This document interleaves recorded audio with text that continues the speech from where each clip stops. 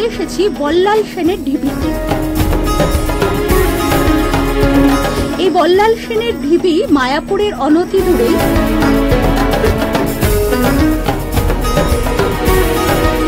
আপনারা দেখতেই পাচ্ছেন চারিদিকে এক উচ্চ প্রাচীর বিশিষ্ট একটা পুরাতাত্ত্বিক নিদর্শন। এই নিদর্শন মূলত অষ্টম আর নবম শতকের বলে ধারণা করা হয়, কিন্তু তার উপর পুনর্নির্মাণ করা হয়েছে। তো মোটামুটি এটা দ্বাদশ শতকের একটা নিদর্শন। সেন বংশের রাজা বল্লাল সেনের আমলে এটি তৈরি হয়েছিল বলে মনে করা হয়।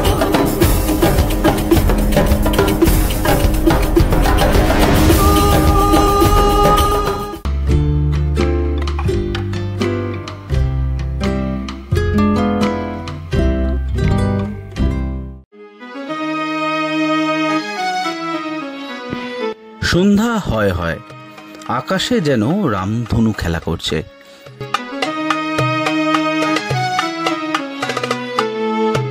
এমন এক অপূর্ব গোধূলিতে মায়াপুর ঘুরতে এসে চলে এলাম বল্লাল সেন ঢিবি দেখতে।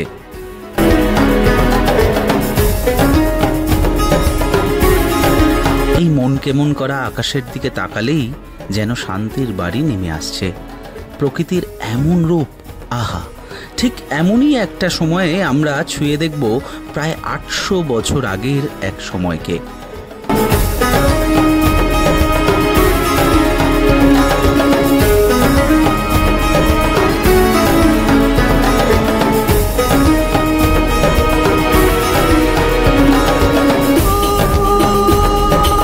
সে যুগে নবদ্বীপ ছিল অত্যন্ত গুরুত্বপূর্ণ এক নগর। বাংলার তৎকালীন প্রভাবশালী রাজা বল্লাল সেনের রাজধানীও বটে। সেই নবদ্বীপের উত্তর পূর্ব কোণে অবস্থিত মায়াপুরের কাছেই রয়েছে এই বল্লাল ঢিবি। আর একটু ভালো করে বললে বামন পুকুরে ভক্ত চাঁদ কাজীর সমাধিস্থল থেকে মিনিট ৫ হাঁটা পথে আসা যায় এই বল্লাল ঢিবিতে। খোলা আকাশের নিচেই পড়ে রয়েছে এই ঢিবি। কেউ কেউ দাবি করে থাকেন এটি রাজপ্রাসাদ ছিল, কারো দাবি আবার খ্রিস্টীয় ৭ম কিংবা ৮ম শতকে নির্মিত কোনো মন্দির, আবার কেউ কেউ এটাকে বৌদ্ধ স্তূপ হিসেবেও দাবি করেছেন। তবে এই বল্লাল সেন ঢিবির উৎখনন কার্য এখনো সম্পূর্ণ নয়। বেশ কিছু গবেষকের দাবি রহস্যের চাদরে মোড়া এই বল্লাল সেন ঢিবির উৎখনন কার্য সম্পূর্ণ হলে মধ্যযুগের ইতিহাসের গতিধারা বদলে যাবে। আমরা আজকে চলে এসেছি বল্লাল সেনের ঢিবিতে। এই বল্লাল সেনের ঢিবি মায়াপুরের অনতি দূরেই। মায়াপুরে যারা আপনারা আসবেন ইস্কন মন্দির বা অন্যান্য মন্দিরগুলো দর্শনে, তারা অবশ্যই এই পুরাতনতাত্ত্বিক নিদর্শনটা অবশ্যই দেখে যাবেন। এটি হচ্ছে বল্লাল সেনের ঢিবি। আপনারা দেখতেই পাচ্ছেন চারিদিকে এক উচ্চ প্রাচীর বিশিষ্ট একটা পুরাতাত্ত্বিক নিদর্শন। এই নিদর্শন মূলত অষ্টম আর নবম শতকের বলে ধারণা করা হয়, কিন্তু তার উপর পুনর্নির্মাণ করা হয়েছে।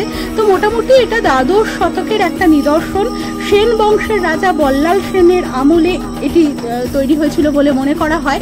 এখানে ভারতীয় পুরাতত্ত্ব বিভাগ প্রত্নতাত্ত্বিক উৎখনন করেন 1982-83 সালে, এবং আবারও করে 1988-89 সালেও এখানে খনন কার্য চালানো হয়। এখানে খনন কার্য চালিয়ে যেটি পাওয়া যায় বিভিন্ন প্রত্নতাত্ত্বিক নিদর্শনের সাথে সাথে যেটি পাওয়া যায় সেটা হচ্ছে পোড়া মাটির বিভিন্ন মূর্তি, পঙ্খের মূর্তি, লোহা, তামা প্রভৃতি তৈজসপত্র, সেই সময়কার ব্যবহৃত জিনিসপত্র, নানা রকম প্রত্নতাত্ত্বিক নিদর্শন পাওয়া যায়। আসুন আমাদের সঙ্গে ঘুরে দেখুন। আর আপনারা যারা মায়াপুরে আসবেন, নবদ্বীপ মায়াপুর ধামে আসবেন, অবশ্যই খুব কাছেই মায়াপুর থেকে এই স্থান আপনারা ঘুরে দেখবেন।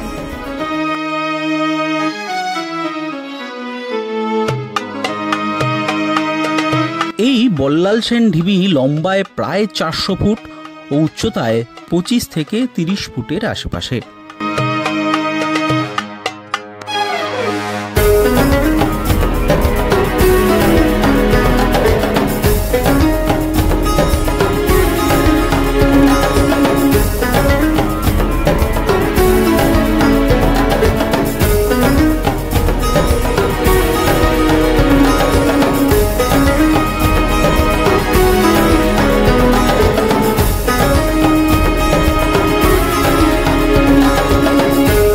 এই সুন্দর স্থাপত্যটির ধ্বংসের সঠিক কারণ জানা যায় না। প্রাকৃতিক দুর্যোগ নাকি হানাদারদের দ্বারা ধ্বংস হয়েছিল সে বিষয়ে এখনো অজ্ঞাত।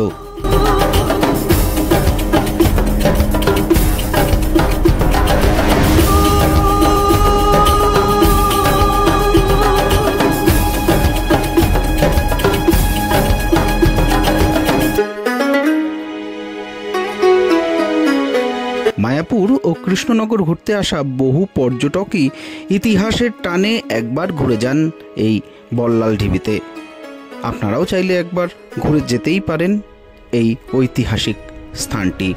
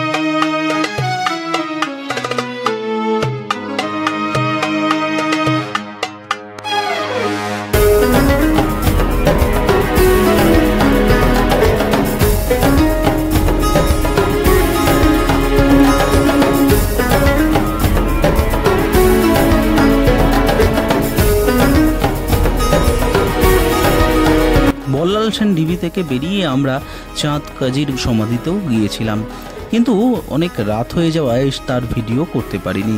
পরবর্তী কোনো ভিডিওতে আমরা তুলে ধরব চাঁদ কাজীর সমাধির কথা। আজকেরকার মতো ভিডিও এই পর্যন্তই।